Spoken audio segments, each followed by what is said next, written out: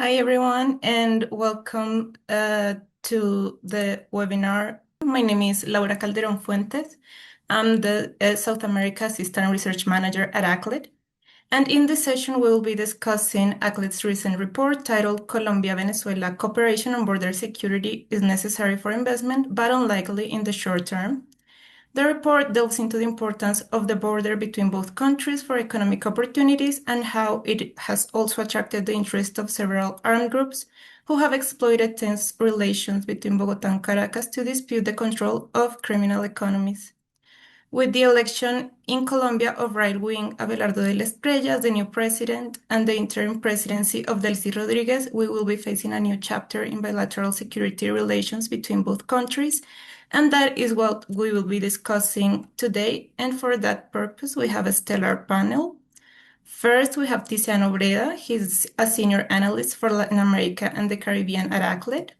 Tiziano has been at ACLED since January 2024, and in his role, he contributes to the analysis of conflict demonstration and political violence patterns in Latin America. Before joining ACLED, he spent over 7 years carrying out research on Latin American politics and security for the International Crisis Group and AAI, 5 of which he lived in Colombia and Guatemala. Tiziano also holds a Bachelor of Arts in Sociology from the University of Padua and a Master's degree in International Relations from the University of Bologna, enriched with conflict resolution studies at Johns Hopkins University and Universidad Nacional de Colombia. We also have Bram Ebus. He's the founder and co-director of Amazon Underworld. Bram is a criminologist and investigative journalist based in Colombia. He specializes in natural resource conflicts and environmental crimes and illicit economies in Latin America. He's also a conflict and environmental consultant at the International Crisis Group, where he analyzes security dynamics in the Amazon region. He has degrees in cultural anthropology, development sociology, and global criminology from Utrecht University, and he conducts field work in various countries across Latin America and Europe. His investigations have been published in outlets such as The Guardian, Times, Vice News, Newsweek, and Al Jazeera, and he has been recognized with multiple awards, including Online Journalism Awards and 2 Gabo Journalism Awards. And finally, we have Angelo Laya. He is the co-founder and director of Fundación Core. Angela holds a bachelor's degree in political science with a minor in Colombian history from Los Andes University in Bogotá, Colombia. She has experience in the analysis of the interaction between organized crime, armed conflicts, and humanitarian impacts. And she was an advisor to the Ministry of Defense in Colombia, where she supported the implementation of security public policy. She has led also multiple investigations about transnational organized crime in Latin America, and recently, with her Core research team, she received a Simón Bolívar Journalism Prize for the podcast Disidencias por Dentro about armed groups that emerged following the 2016 peace agreement between the Colombian government and the FARC. I would also like to lay out a bit the structure for this webinar. To start, Tiziano, who is the co-author of the report, will present its main findings, and after that we will engage in a discussion with our panelists, Angela and Bram, centered around what to expect from the Colombian and Venezuelan government in terms of security strategy towards armed groups and their bilateral relations. Each intervention will last around 10 minutes, after which we will have around 25 minutes to answer questions from our audience.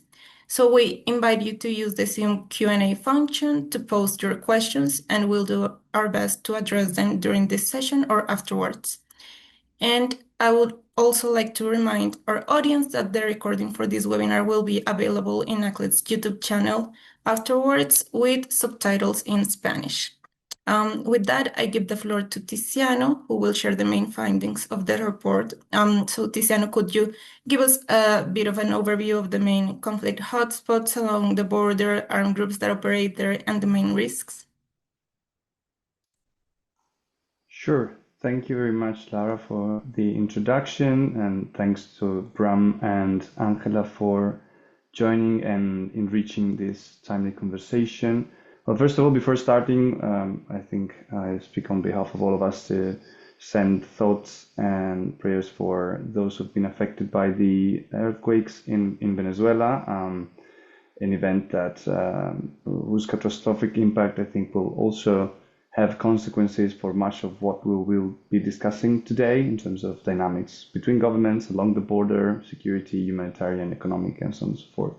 Yes, so I was saying in the initial remarks, I just wanted to sort of briefly go through the findings of the report that Laura and I wrote together and we published last week, which was basically aiming at looking at the main drivers of violence along the border between Colombia and Venezuela, and also exploring areas or opportunities for finally an increased cooperation on security matters between Colombia and Venezuela following the meeting that took place between Delcy Rodriguez and Gustavo Petro a couple of months ago, and some of the agreements that were reached there.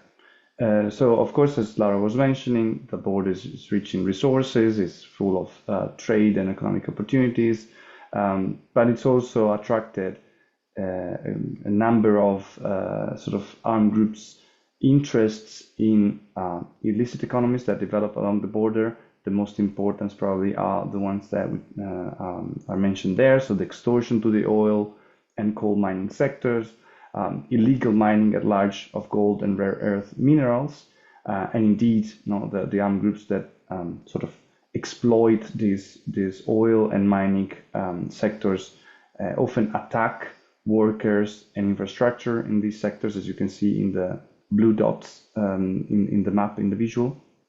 We record around 200 events of this sort over the past 8 years. And of course, drug trafficking is also a huge catalyst for sort of armed groups' interests, particularly in the enclaves of Catatumbo in the Norte Santander department, and the sort of related routes towards the Caribbean as well as around the Amazon basin. And there's, of course, the human and contraband smuggling dimension to it, which is a sort of activities that benefit mostly a wide variety of gangs. Human smuggling has probably diminished over the past few years due to the slowdown of the Venezuelan exodus, but certainly it's one of the dimensions that the earthquakes could impact more in case sort of the government and the international support was not able to address concretely the crisis and provide relief and new housing for those who lost everything. That's in terms of economies or drivers of conflict. In terms of actors, there's a multiplicity of actors that we track across the border. The main probably actors are, of course, the Gulf Clan, the Autodefensas Conquistadoras de la Sierra Nevada, FARC dissidents, a number of Venezuelan gangs that operate in different parts of Venezuela. But the actor that really stands out in recent years is the ELN, which has basically come to have a presence or record some sort of activity in around more than 1/3 of the municipalities on the Colombian side of the border. A percentage that would probably be higher if we excluded Boyacá from the count, because it's a department that is rich in municipalities but does not share a long stretch of territory with Venezuela, and also around half of the 75 municipalities that compose the Venezuelan border states.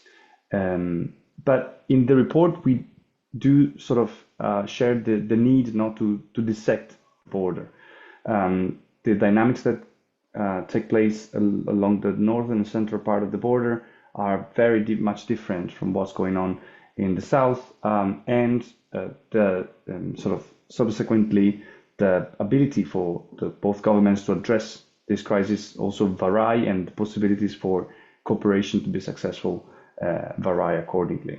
So on the northern and central part of the border, first of all, we've noticed an increase in the levels of violence over the past couple of years, driven by, first of all, an offensive, or several offensives by the ELN against FARC dissidents, particularly the General Center Staff in Apure and Arauca. as well as the 33rd Front belonging to the Estado Mayor de Bloques y Frente in the Norte de Santander department, which really caused a humanitarian disaster and displaced around 100,000 people last year.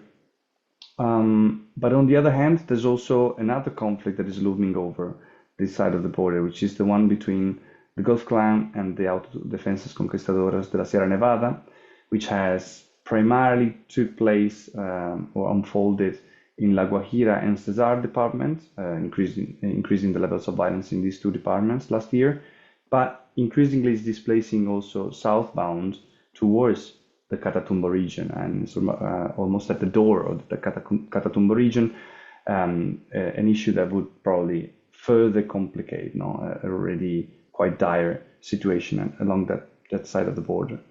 On the other hand, in Venezuela, the levels of violence have gone down significantly over the past few years due to a mix of reasons between the crackdown of the Maduro administration towards gangs who lost the political support of the Chavismo, as well as the economic collapse and subsequent exodus of millions of Venezuelans, including Venezuelans involved in this kind of illicit activities. But at the same time, we still record a dozen active armed groups since 2025 in Zulia alone, and we've seen in 2026 a reactivation after the capture of Maduro of certain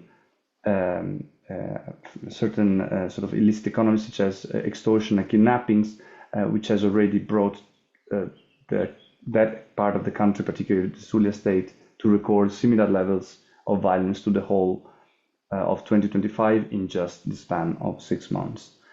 But nevertheless, the presence of great economic interest by national energy projects in this part of the border, a relatively more developed infrastructure, the fact that the ELN's dominance is still contested by several actors and its image has been tainted by the impact of its offensive against the 33rd Front in Catatumbo. All these factors make cooperation wary to happen a bit more feasible, we argue in the report, and probably likely to sort of yield some results. It's a different story when we go to look at the south, and Bram will surely tell us much more about it.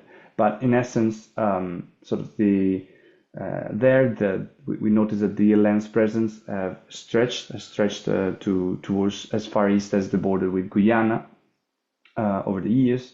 It has built relations with local communities or co-opted local communities through force, and at the same time has sown very much functional relations with the military involved in or turning a blind eye on illegal mining activities, and apparently has sort of established a sort of pax mafiosa with other groups that operate, particularly in the eastern part of Bolivar, and such as those gangs known as sindicatos and Tren del Agua and others.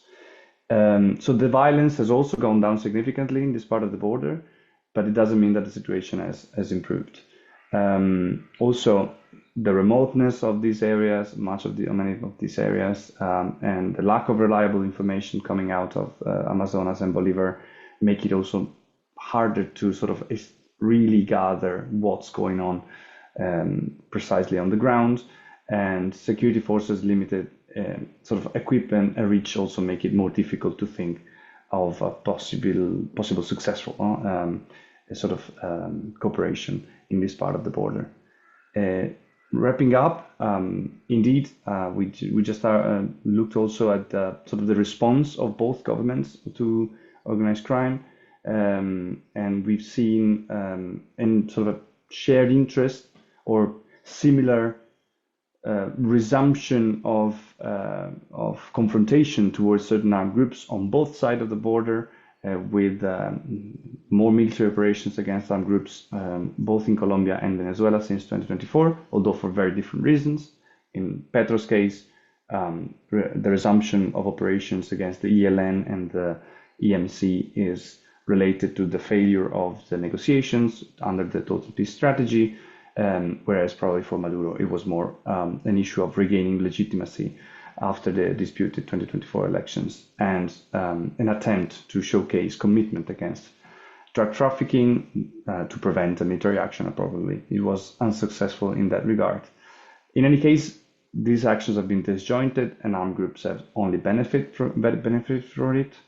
And we sort of argue, we see in the agreements between Petro and Rodriguez a starting point to sort of overcome this lack of coordination, but certainly this agreement of sharing intelligence and operations are hard to operationalize in the first place, probably will be reversed under the La Espriella presidency in Colombia, and looking forward to hearing Angela's thoughts on that. And it's unclear whether the US will use sort of its sway over both governments to increase, to go towards greater cooperation or not. And we'll have time to discuss that during the webinar. So I'll end up here and turn it over to you, Laura. Thank you. Thank you, Tiziano, for sharing the findings of the report and also all the opportunities and risks of cooperation between both countries in different areas of the border. I'll hand it over to Angela now. Angela, what actions can we expect from the Las Espriellas presidency in Colombia in terms of how he will address armed groups and how this will impact also conflict dynamics at the border? Thank you, Laura and Tiziano. As I'm going to show, there is some topics that we have to, and some topics that we have to have previously to discuss what is going to be like the new election with President Abelardo. So firstly, I would like to say that these transitions between President Petro and President Abelardo, there is something that is key, and it's that they decide like a different strategic to face the armed groups. For Petro was the strategic for peace talks, and for Abelardo, the strategy is going to be like the hard hand. What it means exactly, and to say that we need to have like the profile for Abelardo. Abelardo is a criminal defender who focus mainly in to define the narco traffickers and and all these kind of groups and leaders who were focused on the drug trafficking. And for that, it means that he knows exactly how is the rule of law to manage how to submit these drug traffickers into the ordinary justice. And why I am saying this is because this is key in the way how he is going to manage the security politics. He announced before he got elected that he was going to have 30 days of ultimatum for all the groups in the border with Venezuela, but all the groups in Colombia. And how he is going to do it? He's going to do it with the public forces, military forces. Also, he said that he's not going to use the peace talks in any way. Otherwise, they are going to submit primarily through the military forces and the police forces. And this means exactly that they are going to use combats, they are going to use like the military intelligence, and they are going to use basically all the arms that the state have to fight against that.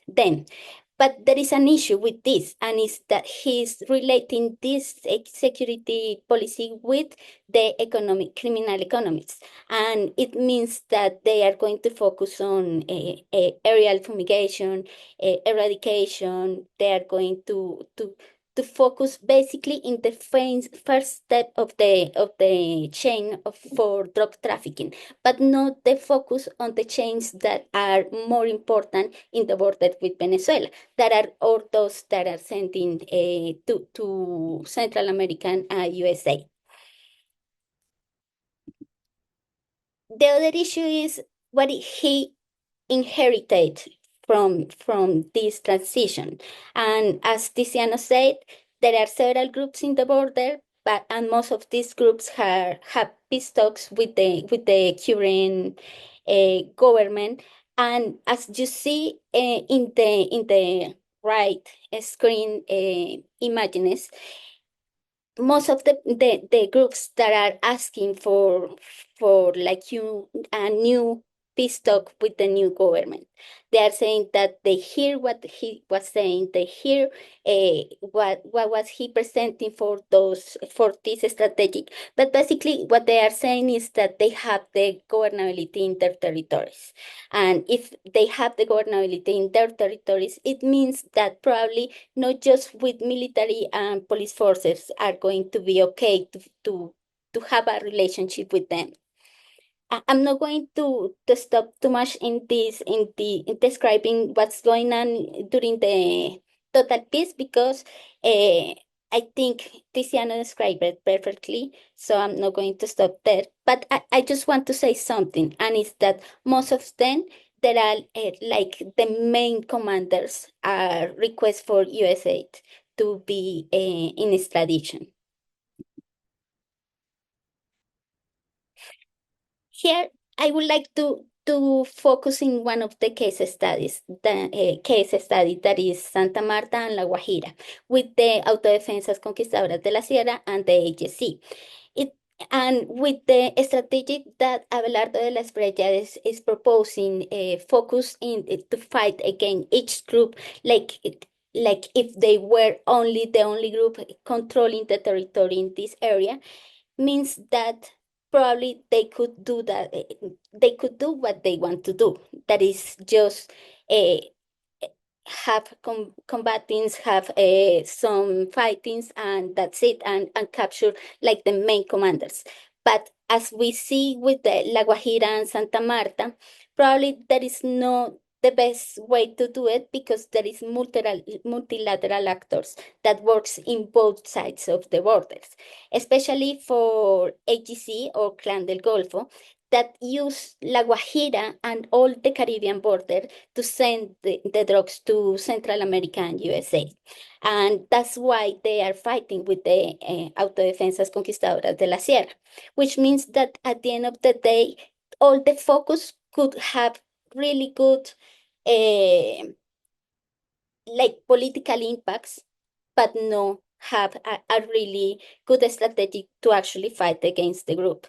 As Tiziano described, most of the criminal economies in this area have like different strategies in both borders. So we need to have like a very coordinated political security strategy, as you see that it was the idea before the election and with the meeting with President Petro and President and designated President Delcy Rodriguez.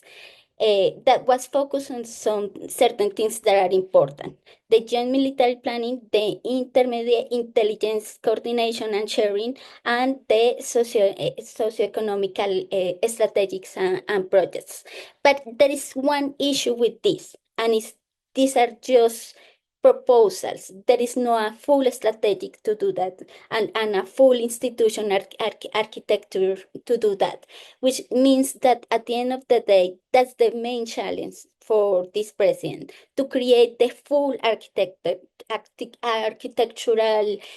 strategic, to have not only the military forces, not only the intelligence, but also have the economic institutions, have the social institutions to fight against the criminal governments that works in this area. And also, there is something that I would like to highlight here, and is that this was the best idea to provoke and to create a coordination, intelligence coordination, but not only from the military side, but also from like the civil central side. And that's something that we have to pay attention now, because now the designated President Delcy Rodriguez has designated as Minister of Defense someone who was in charge of this intelligence before.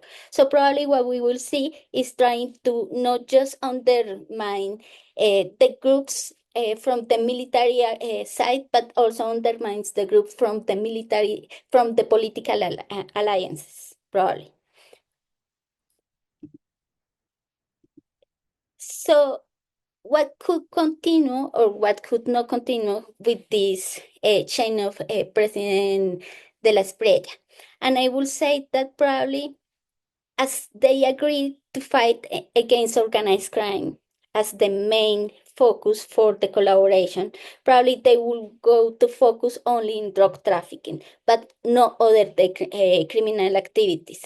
And this is very, very key and very gray area to work on because as you see in the whole border, there is a lot other criminal economies, and probably those are going to get deep and no undermined with this focus, especially because most of the time when you think in criminal economies, eh, you think about the relationship with the criminal groups, but not its own um, dynamics about the economy and how this could work with other actors that not necessarily put into the beginning the, the military arms.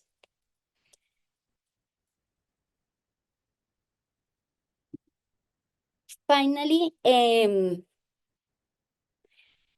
I think we could see in this new president perspective that they're going to focus or they talk about something that is the territorial control and how they are going to recover the territorial control from these criminal groups. But what we had been seeing in core for these criminal groups is that the territorial control is not the main objective for the groups. That's just like a way to get into what they want. And it means that at the end of the day, this political strategic, or at least what he is proposing to, is focused without a proper understanding on how the groups works now and how it impacts in the whole border, especially because of the fragmentation of the criminal actors and the conflicts itself. Also because the internal cohesion of the groups is also in a debate now. It's not like you can see them as before with the FAR or the ELN, that you will see a very hierarchical positions, you will see a very internal clear decision and instructions. It is more like a network. And if you don't realize about this, probably you are you are giving them more opportunities to create a criminal governance. And there is a key point in the relationship with Venezuela, and is that he said that all the relationship with Venezuela is going to be through the Secretario de Estado, Marco Rubio, which means that probably they are going to do it with this understanding of what is the main problem, and the understanding that they don't have the false dilemma that they don't have a political group, they have just a criminal economic group. But this is not the reality in these areas. The reality in this area is that probably there is no more, not that into a ideological group, but it doesn't mean that they don't have political issues and political strategies. And also the relationship with the economies is going to be depending on which economy or not they are focused on, which one is easier to get into, or which one is getting more money at the moment. So it means that it needs a strategic that understand that it is a priority and it changes during the time and depending of the territories. It's not the same in La Guajira and Maracaibo. It's not the same in Arauca and Zulia, or as Bram is going to focus more in the whole Amazonia.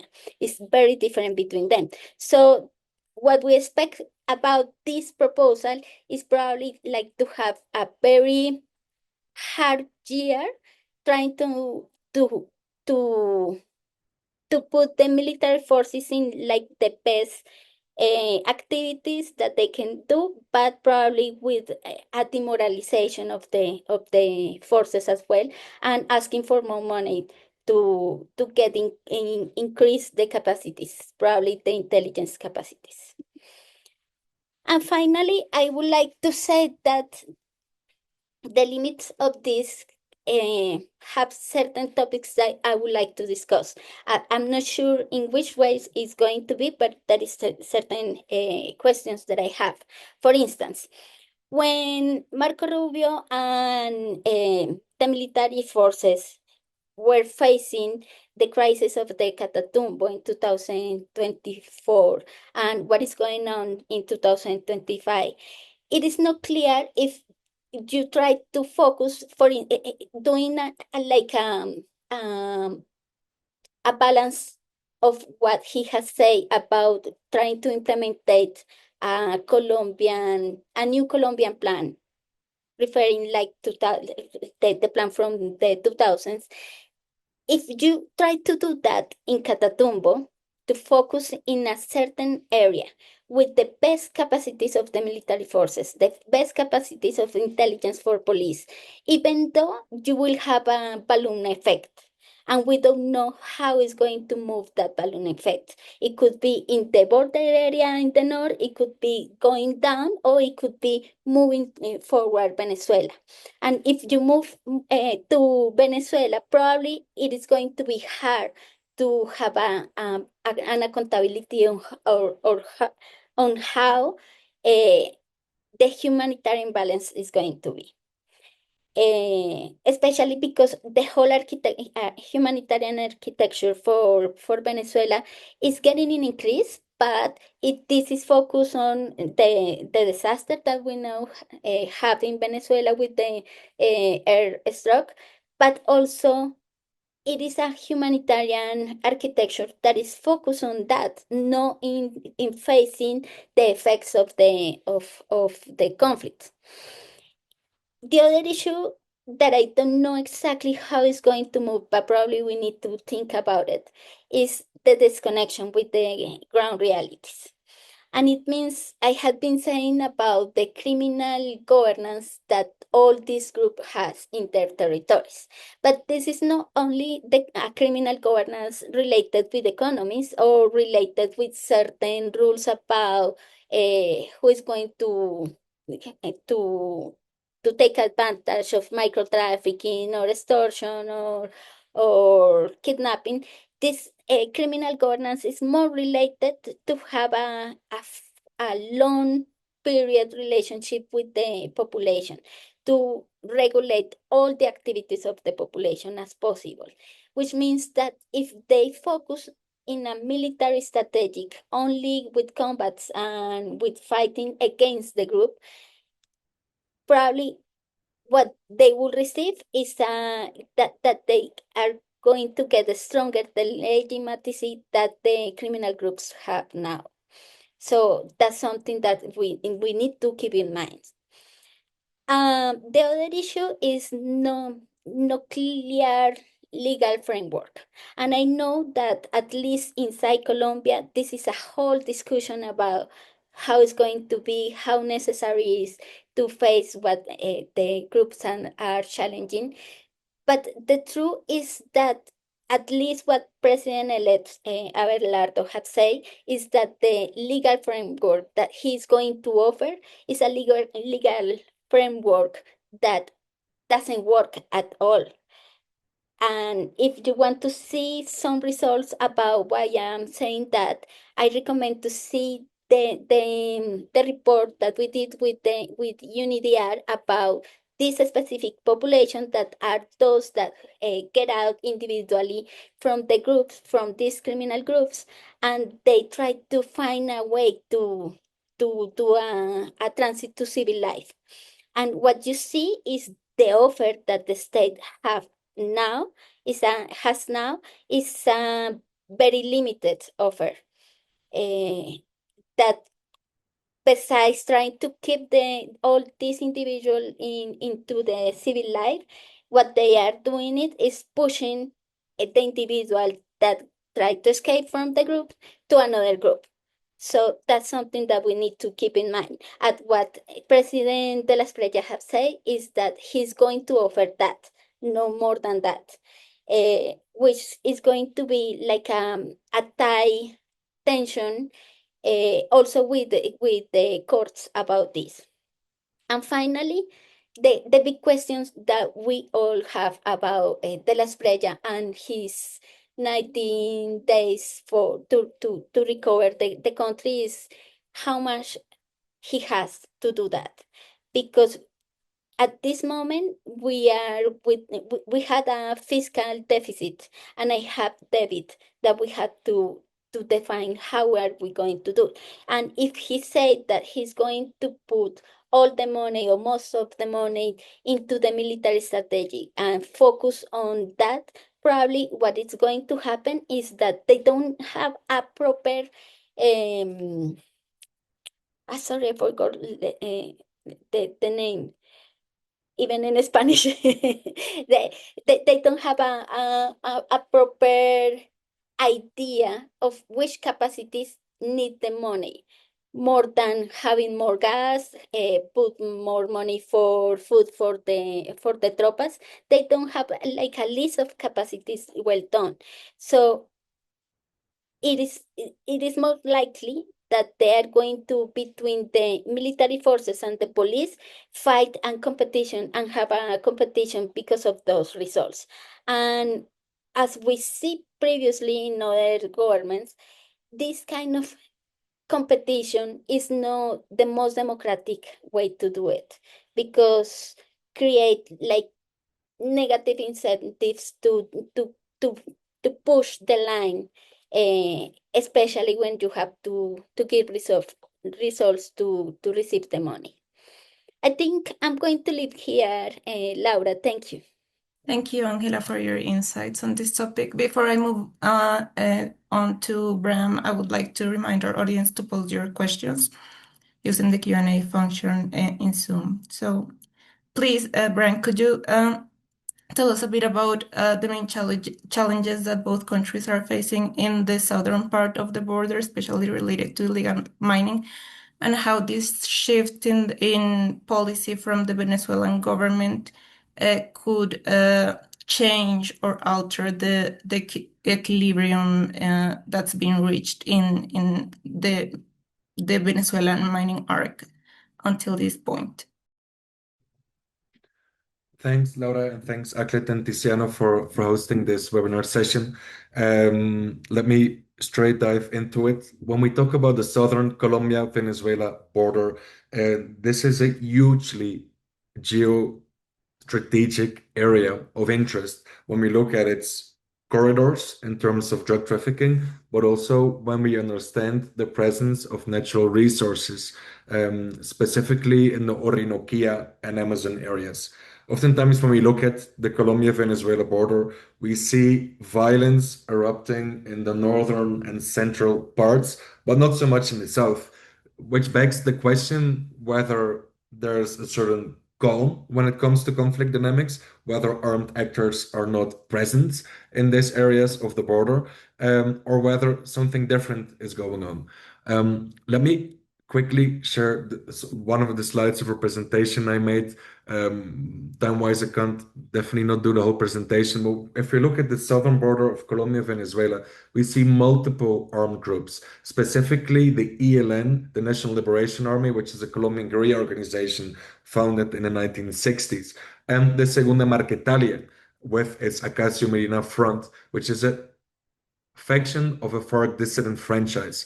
Both have operated across the borderline, also in Venezuela, in the Amazon areas, and specifically expanded into these southern mining districts of the state of Amazonas, Bolivar, but also Delta Macurro, bordering Colombia, Brazil, and Guyana.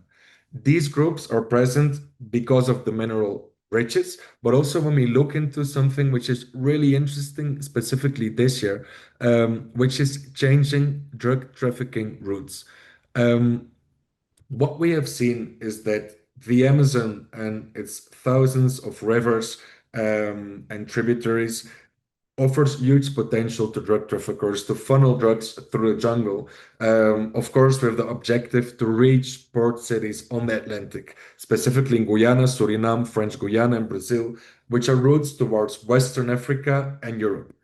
What we saw when the Trump administration last year decided on its strategy to bomb alleged drug trafficking vessels is that not only criminal groups adapted their modus operandi, what we've seen in the Pacific and the Caribbean is increased flux of cocaine shipments on container ships and semi-submersibles, but we also saw how drug trafficking routes increasingly go through the Amazon, which means that the Rio Negro, which borders Colombia and Venezuela and then dips into Brazil before reaching the port cities, but also the Rio Orinoco, which traverses Venezuela and then debouches into the ocean near to Trinidad and Tobago. But what we know is that oftentimes the cocaine from the Rio Orinoco is loaded onto semi-submersibles, goes to the open ocean, and then is transshipped onto container ships with no Venezuelan flags that go towards Europe. But we also see a lot of clandestine airstrips south to the Orinoco River in Venezuela that then service routes towards Central America, Brazil, and the Guyanas. These routes are increasingly used, which means that there's also more friction for the control of these routes. So when we go back to the map of armed group presence, what we've known is that the ELN and Segunda Marquetalia have been collaborating. Both Colombian guerrilla organizations have been dividing access to the mines in southern Venezuela, but sometimes they even shared the same boats on Amazon rivers used for drug trafficking.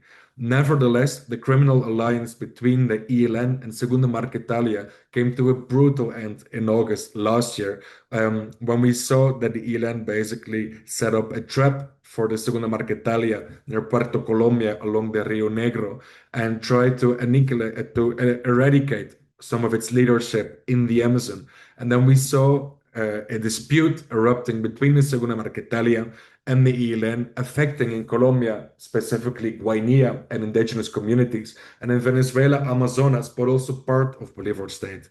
This is an ongoing conflict, and barely anybody is reporting on what is going on.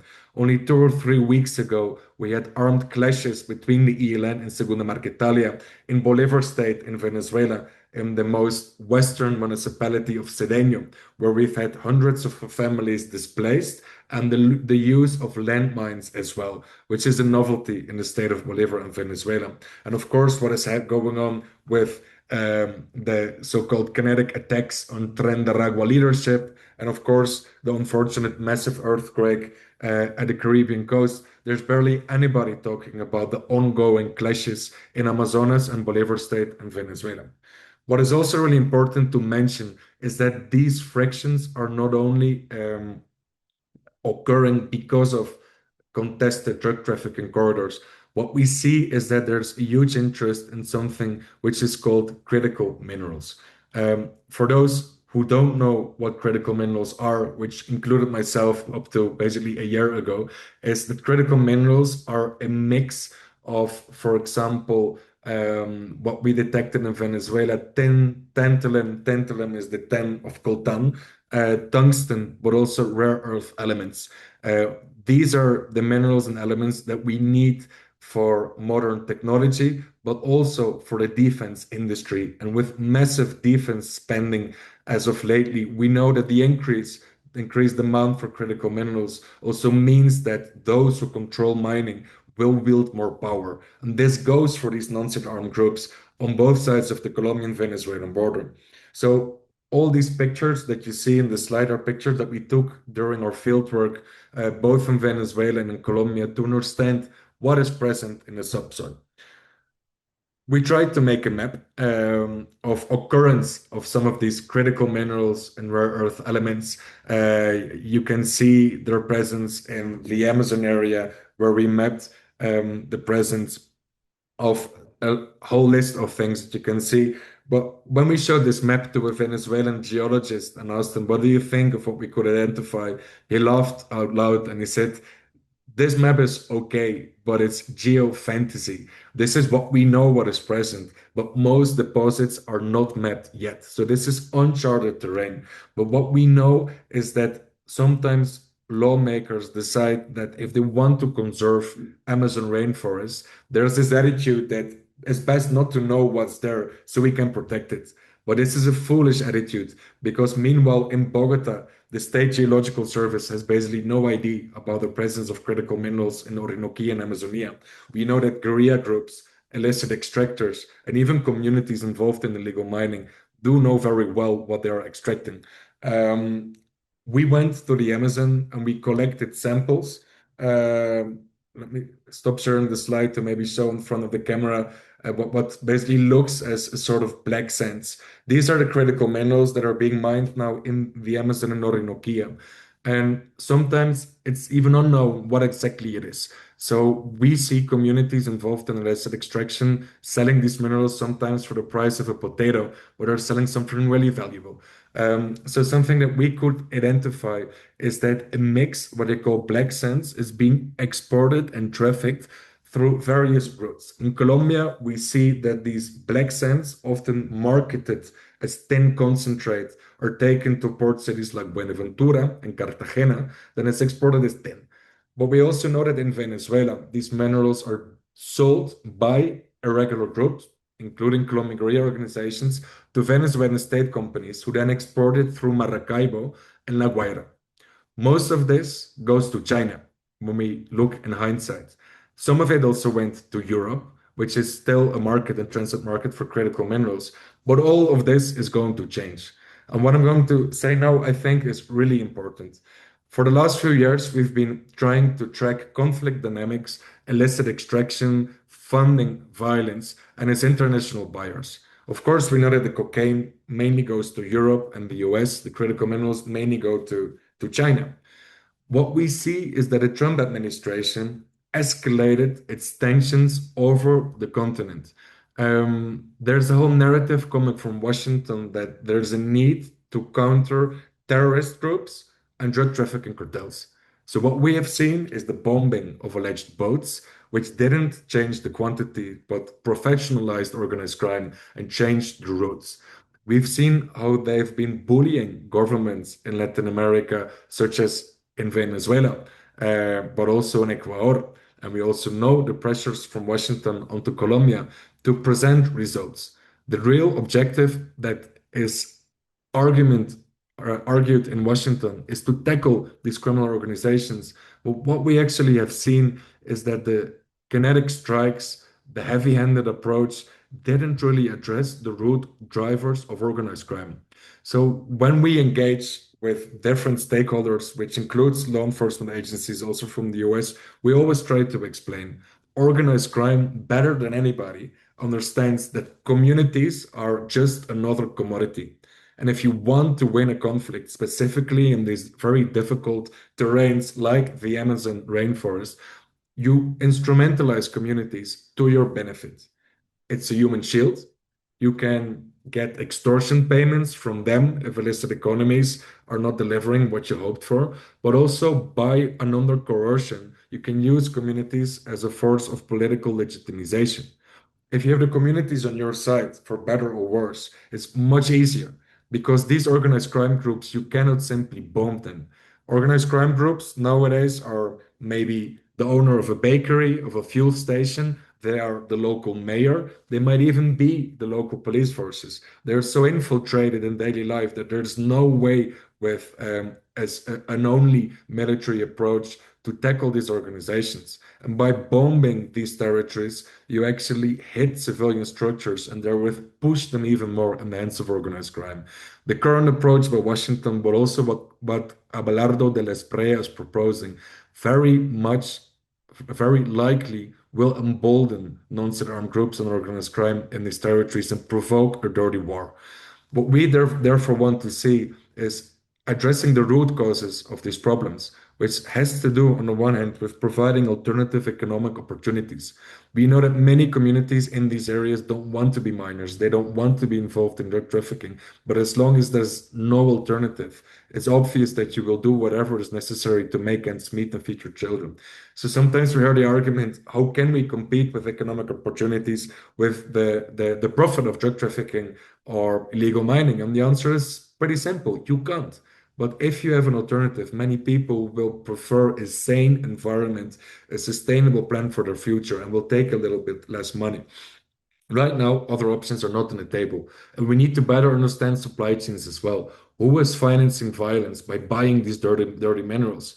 But then there's a very difficult answer to that because me and my team, we've been running around in these areas for many years to understand how these markets work. Who are the buyers of these illicit minerals, of the cocaine, and how do these supply chains work? But I think in the future, the answer will be pretty simple. These minerals will go to the US.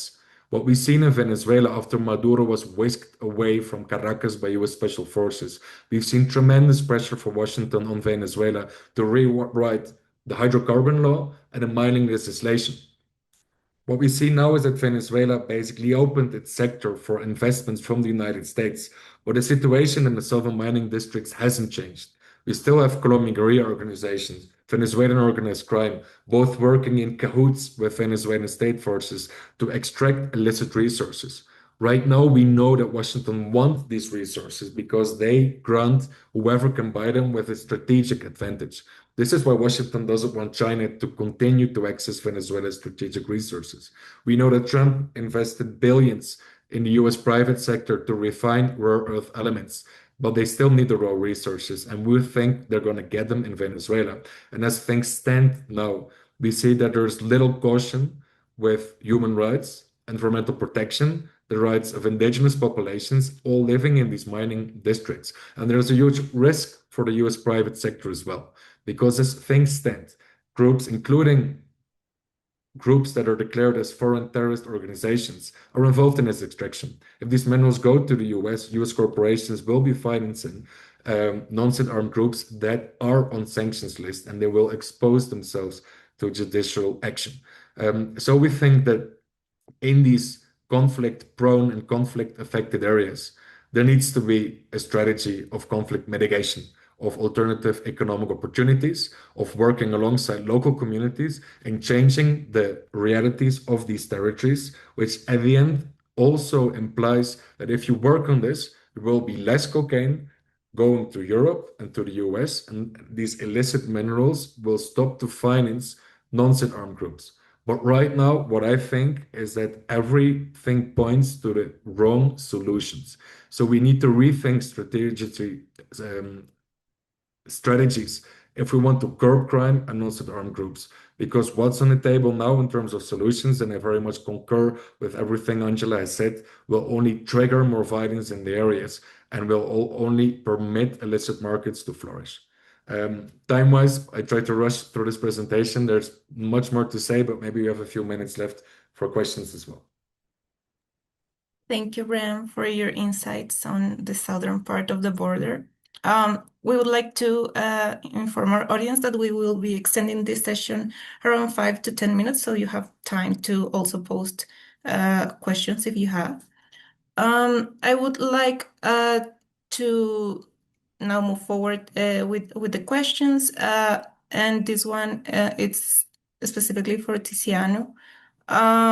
We've seen a recent shift in the way Venezuela is handling security, especially in Bolivar, with recent operations.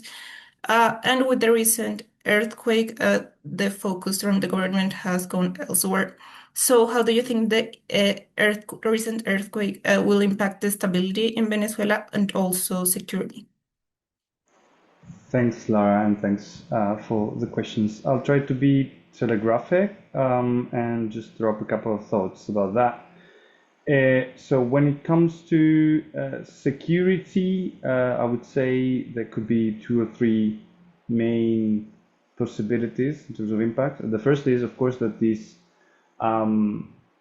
crisis, this tragedy is diverting attention, something that also Bram was alluding to, now that The tragedy, the magnitude of the problem, of course, has attracted a lot of not only mediatic interest, but also, is driving the government to divert military resources towards coordinating the attention to the crisis and the response, and preventing probably the eruption of disorder, because we've seen also much criticism about the lack of actual participation of the military in rescue operations, and rather sort of a greater attention towards maintaining public order.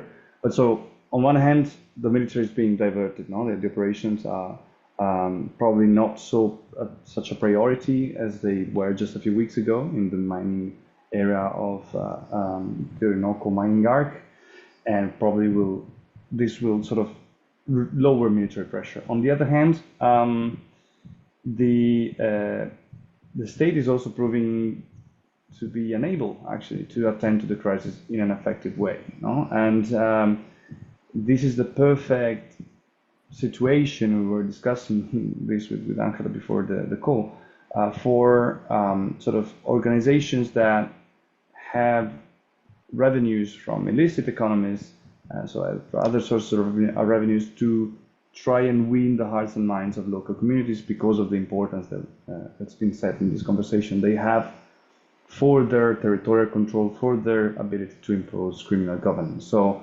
the image of the state is being tainted even more, and sort of criminal groups can exploit that to try and present themselves as the real authorities attending, helping, supporting the people in this strategy. And finally, and it's been mentioned in the questions, the likelihood of revamp, of restarting the migration flows outside, like outbound, so towards the region, in my opinion, is very valid, is very needed, because I don't know how many dozens of thousands of buildings have been destroyed, how many hundreds of thousands of people will have lost basically everything. The networks of Venezuelans are already well established now in many countries in Latin America. So I do foresee an increase or a renewed increase in migration flows. And while the situation is different from a few years ago, I mean, the border is open and hopefully it will stay so. The closure of the border helped the strengthening of human smuggling networks, no? Back in 2018, 2019. And Venezuelan gangs are certainly less powerful than then, also because of the economic collapse that we were referring to. I think the affectation the trickle-down effect could be felt in destination countries, no? When other criminal organizations prey on migrants, prey on Venezuelans, extort them, put them in sexual exploitation networks, and maybe use them for drug trafficking, small drug trafficking activities. So I would say these are the three main impacts in the security realm. But of course, with the big question mark at the political level, if this will turn into sort of a,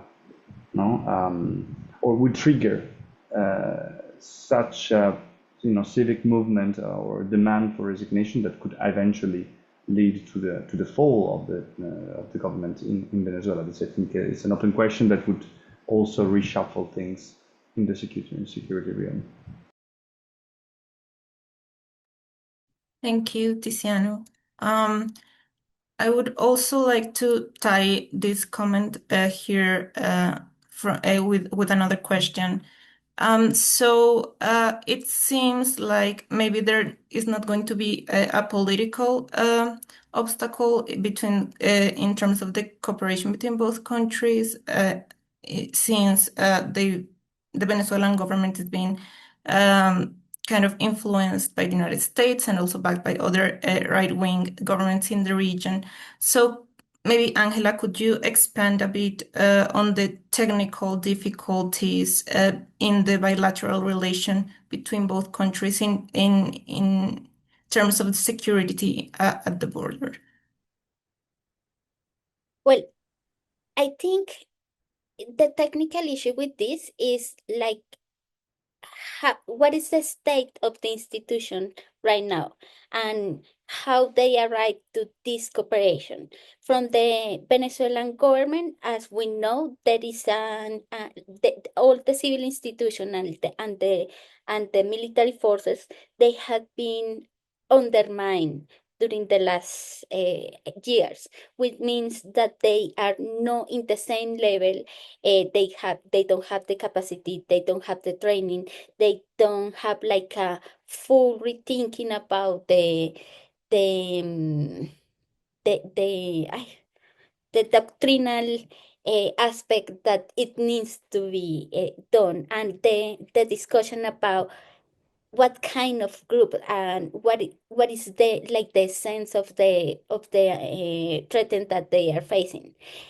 What they are doing now is focusing in this idea of criminal organized crime that basically is focusing criminal economies, but no to focusing in understanding how this group are working out in the border, and how this group, as Bram said, use the community. And this could be like a focus that they need to think properly, because otherwise the community is going to be like a tool. It's going to be thinking as a tool for the groups.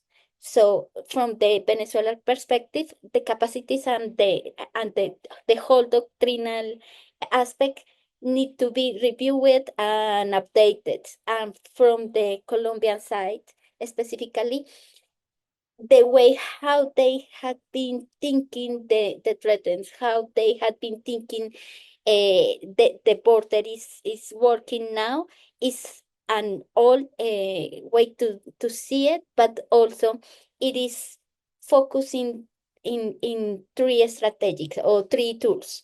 One is the combat, the other ones are the bombing, as Brand say, and the other one is the intelligence. For the first one, it is a challenge, because if you see what kind of groups they are working in the border, these groups are not fighting against the states, not the Colombians, not the Venezuela state. They are fighting between them. So there is no point to have a combat between with them, because it means that you will have to go and find the combat and put the civil society in a situation that there is no a reason, there is no like a economic idea to do, because of the economical or and the humanitarian consequence. From the all the strategic to have to bomb in certain points and focus on those points, it is a high risk to create a humanitarian crisis that is going to move depending on where is the money to survive. So it's going to be the Venezuela sides, is the illicit flows are getting better in that area, or it's going to be in the Colombian sides, depending on where what are you what are you looking for. Probably if you look for attention, you will go to the Colombian side, but you don't have all the structure to support this humanitarian consequence that could have. And also there is an issue that is not in the table, and is what President elected De Las Preyas said that he's going to use the bombing, and he haven't said what he's going to do with the minors that in this area where the groups are having a lot of minors into their files. Um, so that is another issue. And with the intelligent strategic, that could be like the most quickly and an easy way to start the cooperation. You need to understand that also the intelligence information, the idea of the intelligence, it is not something that you create in just 1 year. You need to create and to do properly, to do it right, to do it into the framework of the judicial established support for all the military forces and for the police. You need to do certain steps, and it's not that easy. So probably I will say that in a short time, it's not so easy to do it, and it is going to depend on how the institutions. It's going to depend more in a political will and in a political way how to do it than in a technical way to do it because it takes time. Thank you, Angela. I think we have time for a final question for Bram. So with the recent addition from or announcement by the La Estrella to join the Shield of the Americas, how do you see that this organization led by Trump and with members of right-wing governments in the region would affect the border security between Colombia and Venezuela? I mean, if there's anybody in the audience who can explain to me what the Shield of the Americas actually is, please raise your hand, because we still think it lacks clarity, orientation, but also funding. Who's gonna design at the end strategies of regional cooperation between certain governments? And then, of course, hey, okay, Colombia will likely enter. Ecuador is already there. Depends on Brazil, what's going to happen there, like elections in October. And Venezuela, despite under tremendous coercive power of the US, will it play a role in the Shield of the Americas or not? If it doesn't play a role, how will that actually work in practice with Venezuela featuring that high up on the geopolitical agenda of the US? I think when we look at the border, what will be determining is not only the security strategy in Colombia, but actually who will be in charge of security in Venezuela. What we see is that we have a national army undercapacitated, receiving very poor wages, and with a very low morale. They've been working together with Colombian guerrilla organizations in the border states, but also in the mining districts for many, many years. So when these strikes, as we saw in Las Claritas on El Niño Guerrero recently, occur, we think these are very atypical events and are not symbolic for a shift in the orientation of Venezuela's armed forces. We very much fear how foreign investors who want to operate in extractives in Venezuela will think of security. Will there be a role for private security companies? How will foreign investors engage with local organized crime? And what is the role of the army that is very much interested in keeping the rents of illicit economies? The army institutionally receives kickbacks in gold and from drug trafficking in Venezuela. That's why it's still attractive to be in the Venezuelan army. Foreign investors will definitely meddle with those illicit interests. So I think a big question is actually if you want the Venezuelan army to combat non-state armed groups or to protect foreign investors, they need better payment. And who's going to pay for them? Will this be the private sector? Will this be the US? Because Caracas is definitely not going to do that. Then the other question is if Abelardo wants to lash out against Colombian non-state armed groups and they will hide on the Venezuelan side of the border and the Venezuelan army won't confront them, will we will we be seeing Colombian bombings across the borderline in Venezuela, which I think is definitely something which is an option on the table. And what reactions will that provoke? What we also fear, coming back to the whole mining debate, is that we've seen measures taken by the Petro administration, by the Lula administration, to curb illicit mineral trafficking. There's a lot of ground to cover. But what we actually saw in Brazil is that over the last decade, a lot of Venezuelan gold, which due to sanctions by the US government became, let's say, toxic on the international market. Nobody wanted to buy it.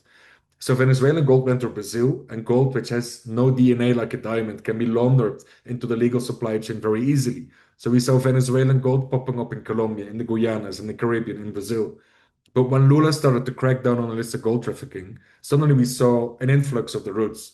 Brazilian gold showing up in Venezuela, Colombian gold showing up in Venezuela. And now, with the new mining law in Venezuela and the US relaxing sanctions on Venezuelan state companies who still source illicit gold, we actually fear that Venezuela might become the hub for illicit minerals of the whole Amazon basin. Just bring it to Venezuela, sell it to a state company because they're selling to buyers in Miami right now. So we actually fear that there's a security strategy on the one hand, but on the other hand, the economic strategy of Washington keeps enriching these criminal structures. So when there's a clash between the economic and the security strategy, we will see these problems perpetuated. And that's what we are afraid of. Thank you, Bram. And I would like to thank the three of you for your presentations and your inputs on this topic. And with that, we wrap up this session for today. So thank you for attending and hope that you join us in our next webinar.